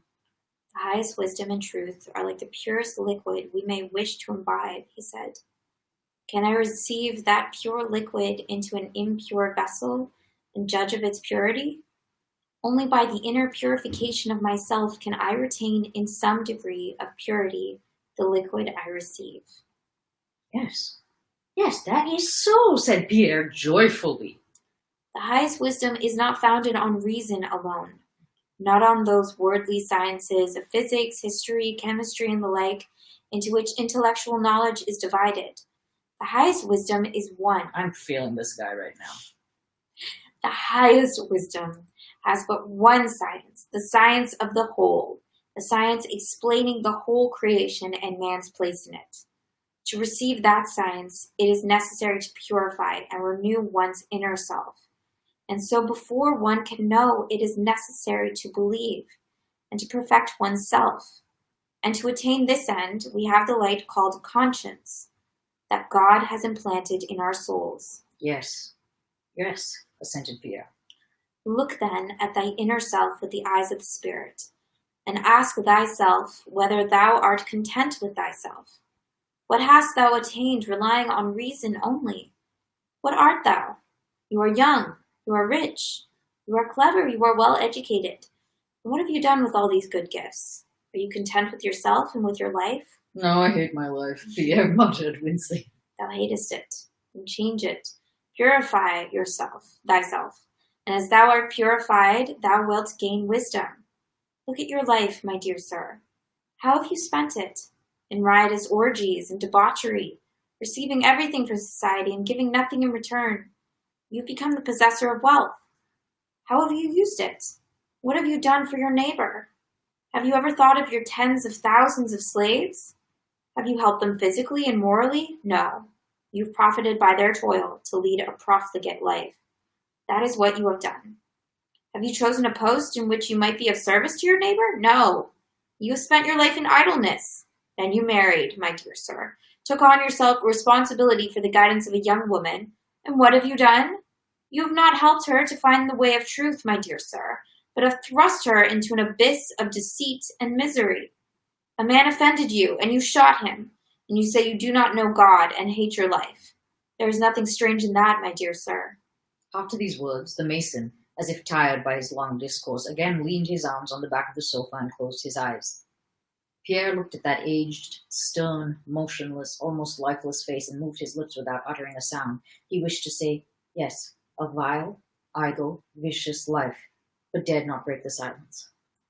Mason cleared his throat huskily, as old men do, and called his servant. How about the horses? Will you not rest here? No, tell them to harness. Can he really be going away, leaving me alone without having told me all, and without promising to help me? Thought Pierre, rising with downcast head, and he began to pace the room, glancing occasionally at the mason. As I never thought of it, but I had led a contemptible and profligate life, though I did not like it and did not want to, thought Pierre. But this man knows the truth, and, if he wished to, could disclose it to me. Pierre wished to say this to the mason, but did not dare to. The traveller, having packed his things with his practised hands, began fastening his coat. When he had finished, he turned to Bezhukov and said in a tone of indifferent politeness, Where are you going to now, my dear sir? I'm going to Petersburg, answered Pierre in a childlike, hesitating voice. I thank you. I agree with all you have said, but do not suppose me to be so bad. With my whole soul I wish to be what you would have me be, but I have never had help from anyone. But it is I, above all, who am to blame for everything. Help me, teach me, and perhaps I may.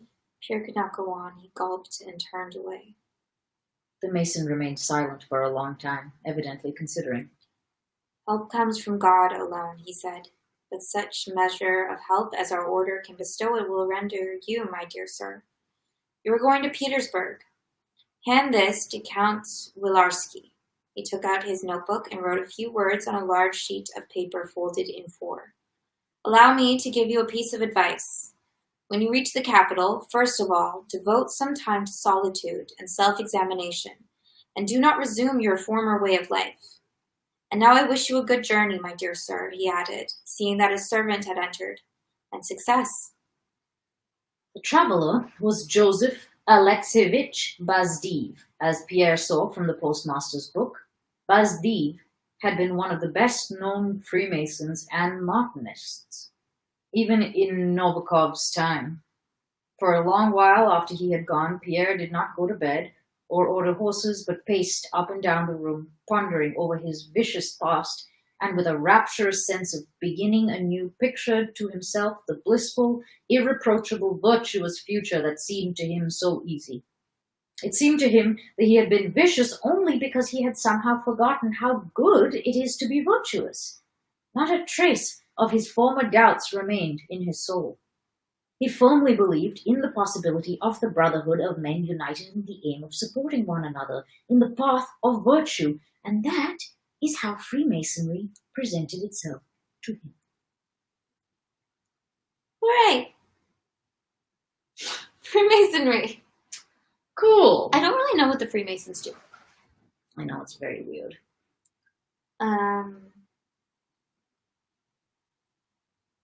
Do you have any idea? Not specifics, no. But I think that also is partly by design.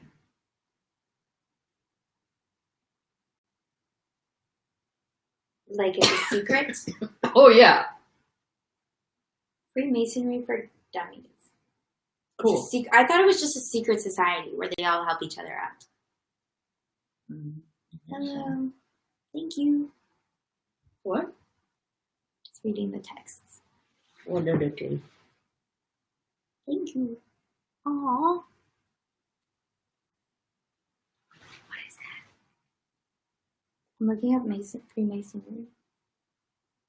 What is the purpose of Freemasons?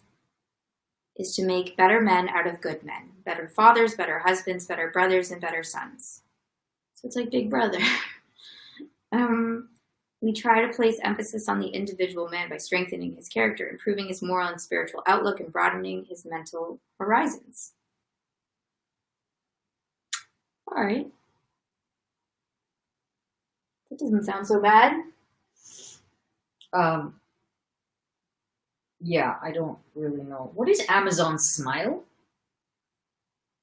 Why? I think it's a charity.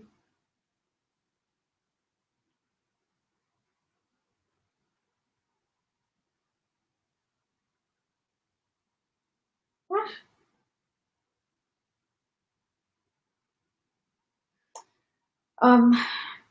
Yeah, so that's totally weird. It's totally weird. I mean, yes and no.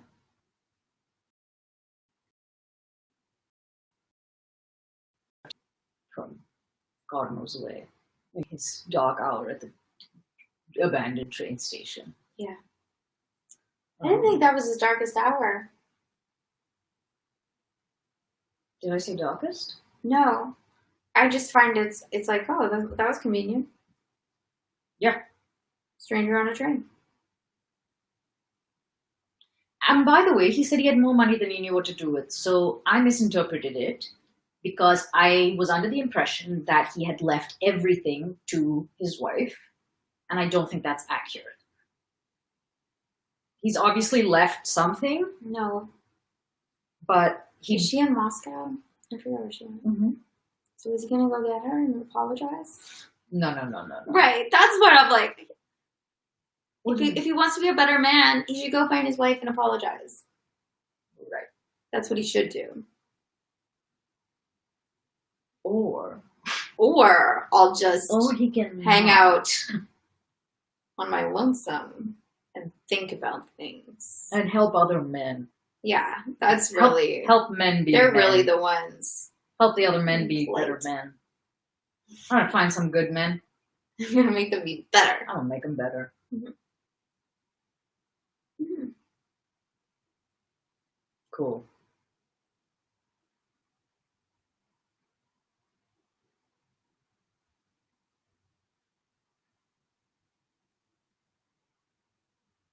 Yeah, I don't know.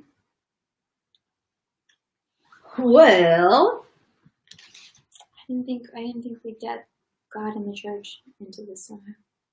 I don't know why I didn't think that. you didn't think that we would get into God? Yeah, I didn't. Yeah. I don't know why I misjudged that. I mean, it seems like a bit of a godless society. Yeah, exactly. Doesn't seem like people really discuss it. Maybe that's the point. Yeah. Is that space is devoid of it, but not everywhere is devoid of it, I guess. Mm-hmm. Do you think he's ever going to go to the army? No. No. No. He's going to be off and away. He would be bounced for his eyesight. Is that it? Because he wears glasses? I think so. Huh. I mean, I don't know if that's the reason he's not at war, but I think he would not be he wouldn't be a great candidate, I don't think, for... Because otherwise he is young. Why wouldn't he have been there already? I thought it was because of his position as a count. I don't know. Actually, I don't know. Why. I'm like, oh, he's too valuable everywhere? to go. I'm sure it mentions somewhere why he doesn't go. Not that I recall. Yeah. Because I don't think he even was a count when everybody left.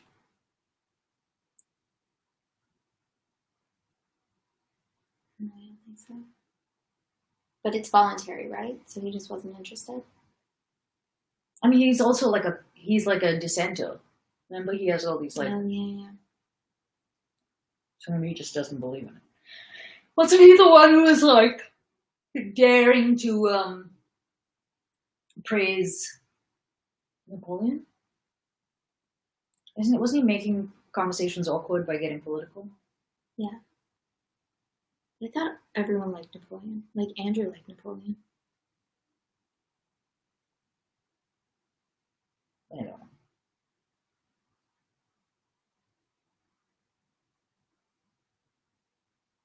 I don't think Andrew was like ostentatious about his beliefs.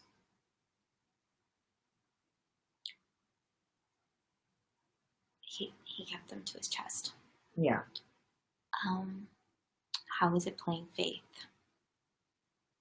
It was... Who that? It was a while ago. Who's Faith?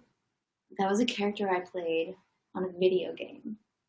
Oh! You remember when I said Yeah, I did yeah. a video game? No, I Yeah. saw it. You saw it? Oh, that's right. Mhm. Yeah. It was really fun. It was maybe one of the most fun jobs I've ever had. When dancers to lift me and do that whole sequence and then film it, and then they motion captured that. And yeah, it was fun to get a little crazy and like to find the opposites. That's kind of how I played her. I looked for like the opposites. So whenever like a sane, rational person, whatever she would find scary, I found like Faith would be excited by that or rapturous about that. This is like, yeah. I also have a thing about always being in cults, apparently. I don't know what that is. Yeah. I don't know what that is. I just want to believe. I don't know what it is. No, I don't know if it's like a lamb to slaughter type of thing.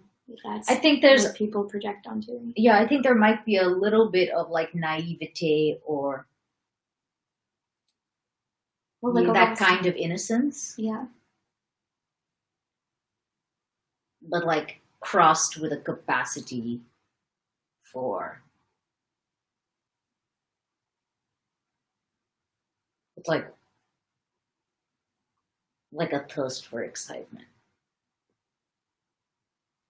So innocent but hungry. Mm-hmm. Mm-hmm. Yeah, that's a pretty good description of me. Yeah. So yeah, I can see how that would be corruptible. Yeah. I don't know what else to say about that. It was good. The guy who played the father was incredible, by the way, in that video game. Yeah. And he was in character all the time. All the time. That's wonderful. Really intense. Eye contact. Really intense. Like any half decent cult leader. Seriously. I hope that's what you're talking about. Yeah, I think there was even an after party in which he like, or maybe it wasn't, it was some like party, and he literally like got up on stage and like gave a speech as the father, completely improvised. Cool. Really hooked to the story, and Faith just made it all seem amazing. Yeah, that's so cool. Thank you. I haven't played it yet, but I think it would be really interesting to have to kill myself. I was really disappointed that I died, actually. You I were? was like, come on. Isn't it? It's not a... It's an inevitable outcome? I don't know if you have to. I think you have to. And there was also one day that I showed up, and they just were like, okay, now you're going to be like throwing skulls or something. I forget what I throw. And I had no idea what on earth they were doing. And then they're like, oh yeah, this is your boss battle. And I was like, I'm a boss? I didn't know that. I don't know what that means. It means like in a game there'll be like a big battle against someone extra hard. I'm really describing this well. No, I kind of get it only because it happens in West Fiends, but I didn't realize it was a video game thing.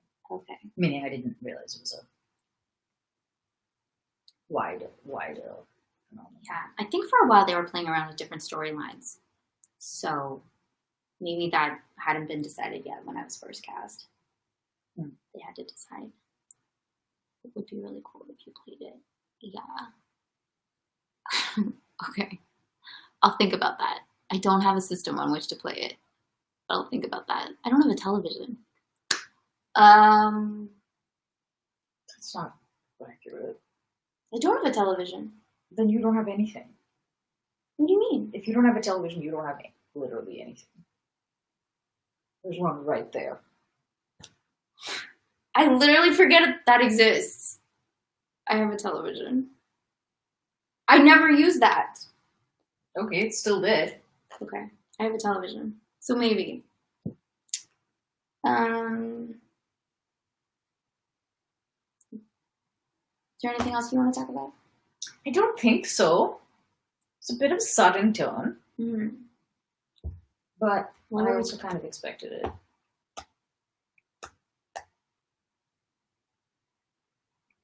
I guess I'm glad there's someone to like shepherd Pierre's lost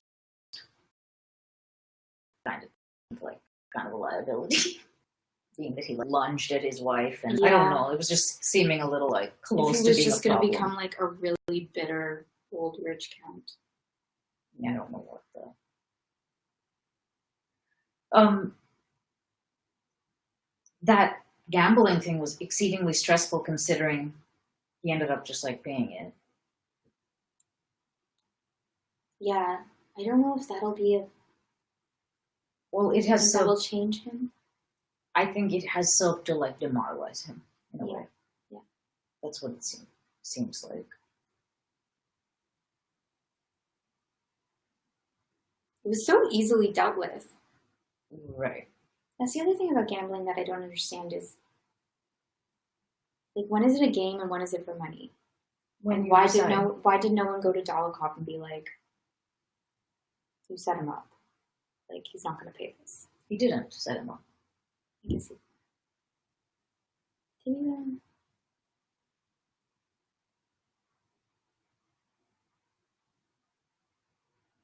That's not the impression I it got. kind of seemed planned. Like, oh, Rostov, good you're here. Take a seat. Yeah, I don't think he was like doing anything though. Like I think he knows he is great luck in cards, Mm-hmm. and maybe he's like good at it or something. Yeah. But it didn't feel like, I don't think there's cheating. No. He definitely like clearly took advantage of him. Yeah.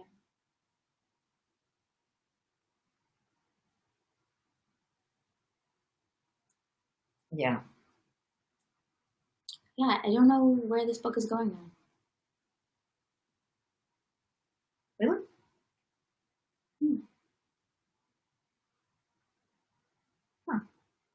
Because now all the characters are different, or changed. I think it's gonna get a lot worse. Yeah, but it feels like we've hit like a turning point where now everyone's matured a little bit. We're gonna see. It's like a new level to the game. I know what the boss battle is. It's In War and someone's Peace. boss. Do you think anyone ever faces off against Dolokhov? Yeah, I was gonna say there's a very obvious parallel. I think we're gonna call it. Okay, thank you. Okay, goodbye. Good night.